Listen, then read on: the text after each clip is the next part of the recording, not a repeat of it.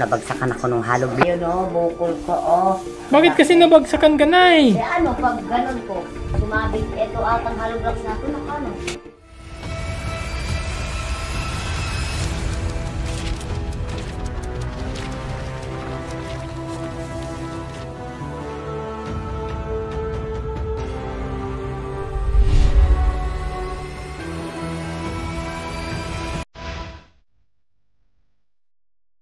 Si nanay, binabalik pa ang sukli. Pangmerienda niya na bukas. Sige. Talagang lahat gusto transparent, no, nanay? Mas masarap na yun. Alis. Sabi ko nga, pag ipagkaloob ng matapos bahay ko, magpapaipin talaga ako. Dahil yung mga ipin ko mga makikirot talaga. Pwede ho bang makita? Baka naman pating, nga po, nabawasan ng kagandahan mo, nanay. Dito ko, wala na po yung ipin yan. Butot na yun nanding taste na. Ito na lang po. Saka yung tuod sa taas. Napakakirot lagi. Gusto nyo, hatakin natin, nanay, ng sinulid. Pwede yun. Kung nga, pero ito tinatalian ko talaga sinulid yan. Kaya wala naman akong ipin dito, bunot. So, ilan na lang natitiran yung ipin, nanay? Ito na lang po, ito. So, 1, 2, bilangin natin, nay. 1, wala na yan, nanay. 1/4 na lang po yan, 1, 2, 3, 4, 5, 5 and 1/4, and 6 and 1/4. Yan. Bali, 7 na ipin. 7. Oh. Kasi dalawa to. Nay, bakit naubos silang ganyan? Ano roto sa pagpanganak? Umpisa ng anak ako. Umpisa nagkasira-sira yung ipin ko dahil nga raw sa binat.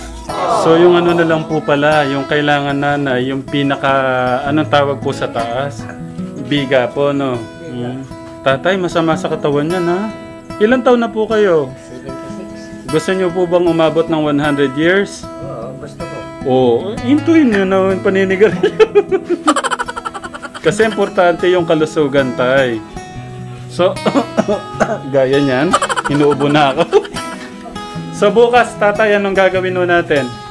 Biga. Papatigas ulit. Mapatong sa mga kahon. Opo, mamaya, tatay, update po natin, ha? Kuya Ben, tara, sayaw ka. Konti lang. Tara, Kuya Ben, sayaw tayo.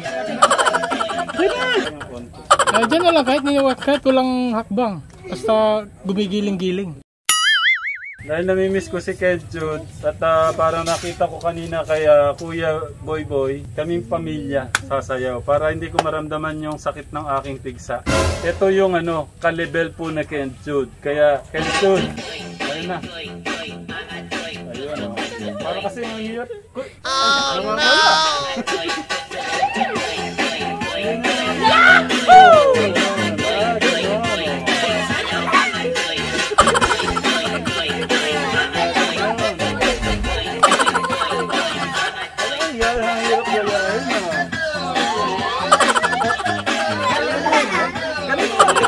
Para may experience nyo.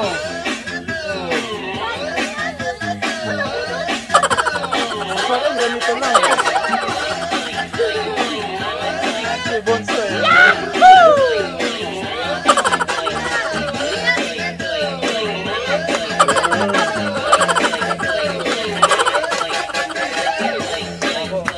Panoorin mo na natin. Parang hindi magaya ni Kuya, ni Bunso, no?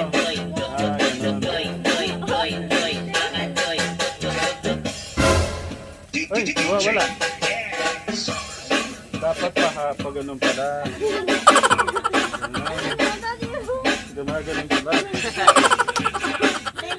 Si nanay talagang din, no? At isa pa, naputol Bago umulan.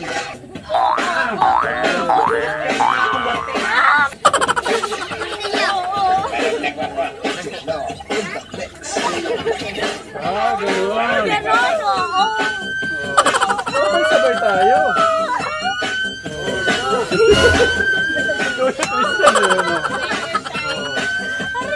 Dapat pala malambot ka dyan, ha? Yahoo! Yahoo!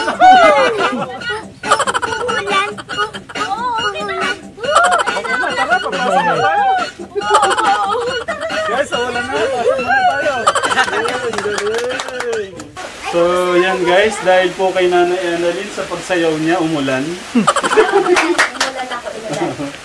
Guys, ayan na, talagang nagalit to sa pagsayaw po ni Nanay Annalyn.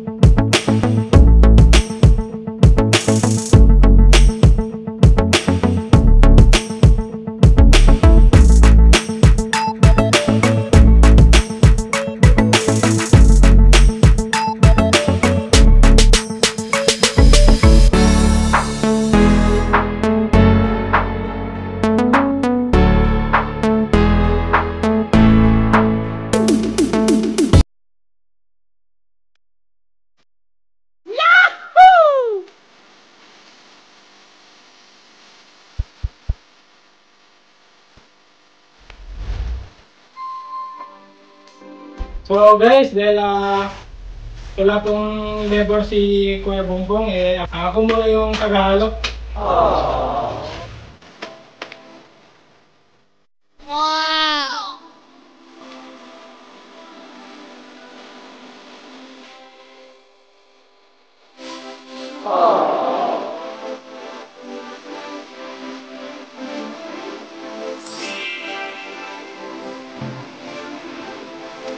Ano, okay ba yung paghalo ko?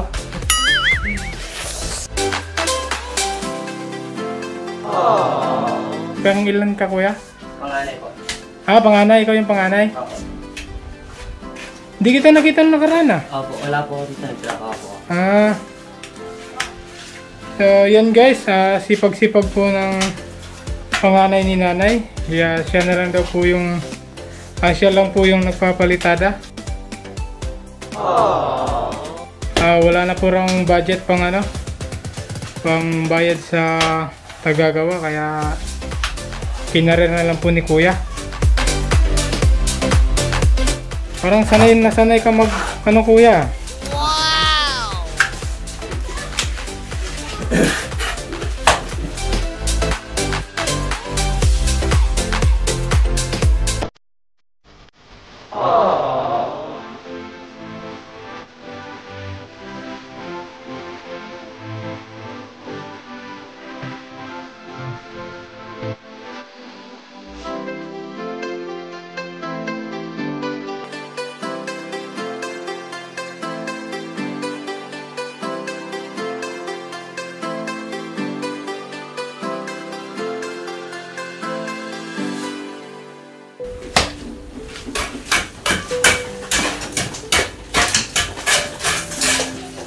Paano ba ito?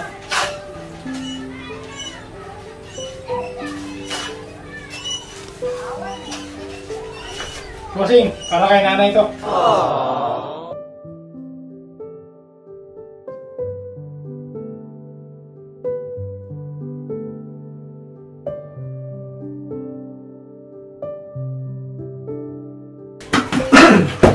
Galing na ba ni Tatay Tekram, yung paigsa? Hindi pala namin kasama si Kuya Tekram. Yung pigsa niya, Nay, puputok na ata. Oh no! So, Nay, ano pala yung natapos nila kapon? Tubong lang natapos ng dalawang gawa. Kaya ako na nagpaday dyan. Eto naman, pinapadala ko kami. Kami na nagtagpos. Bubong pinatapos ko pa. So, sabi pala ni Kuya Nay, hindi na itong pumasok yung tagagawa dahil naubusan na ng budget. Napakamahal ko sa Tanong ko lang, Nay, kung magkano ba yung araw nila? 600. 600. Sa labor, 200. Eh, minsan 3 ito mapasok, pang-4 ang mason. Ang mason, 600. Ang labor, 400. Eh, may pakain pa na. Saan ka pala galing na eh? Diyan lang sa mga kapitbahay, nag-service ako. Ito lang ang natapos kapo na, yung pag-aasinta tsaka yung pagbubong. So, yan. At dito pala sa labas na may terrace pa pala to. So, ito pa rin ang... May pa namang parating na.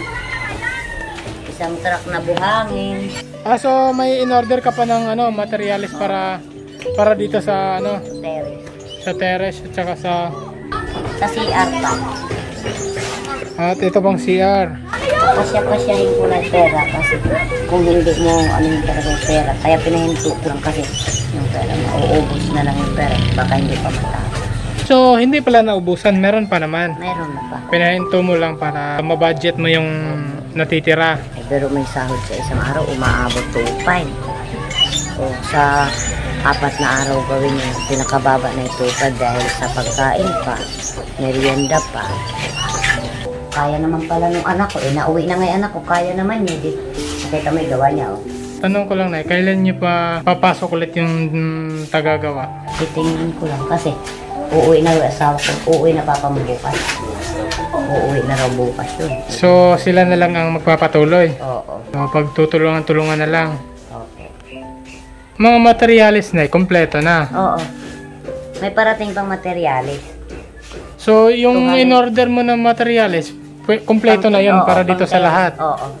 Tsaka palitada? Oo. Nag-request pala si Kuya Tekram na sayawan mo raw siya para hindi raw sasakit yung pigsa niya. Oo, bye. Sir! Ano po Christian, yung... ikaw sumayaw kay Tatay Tekram, dali. Pagod ako, nabagsakan ako nung hollow block. Ay, no. Sorry para Sir Tekram, hindi makasayaw si nanay dahil... Ayun o, bukol ko, oh. Bakit kasi nabagsakan ka na eh?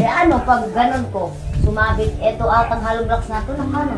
So ikaw yung nagkabit? Oo. Nako! Parang mabuo lang talaga. So ayun guys, si nanay pala yung nagkabit sa hollow block dyan sa pinakataas. At nalaglagan pa ng hollow block yung ulo niya. Ayun pa nga, oh, ayun pa. Anong masasabi mo kay Kuya Tekram? Maraming salamat. Sa malaking bagay talaga sa buhay ko to. Habang buhay, matatanong ko na, utang na loob ko kay Tatay Tekram. Agad doon, nagaway bahay ko ng ganito, dapat sa kanya. Lalo naman yung mga sponsor niya na nagbibigay sa amin ng biyaya. Maraming salamat. Yung materialis pala ni nanay kompleto pero ang problema lang ni nanay yung pang araw-araw nung nagagawa. Pauwi na raw po si Tatay Ronnie at sila na lang daw po magpapatuloy ni Kuya Bongbong sa pagpapalitada dito sa loob ng bahay at kung ano pa yung kulang dito. So di ko alam na eh. First time ko mag-vlog na eh. Turuan mo nga ako na eh kung paano tayo paano natin mag-vlog na eh. Paano tayo? Hindi tayo marunong.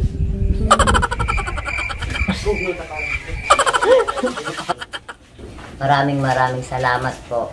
Lalo naman po sa mga sponsor. Sana bigyan po ng mahabang buhay para marami pang katulad kong matulungan si Tatay Tekram. Lalo na yung sponsor na nagbigay kay Tatay Tekram.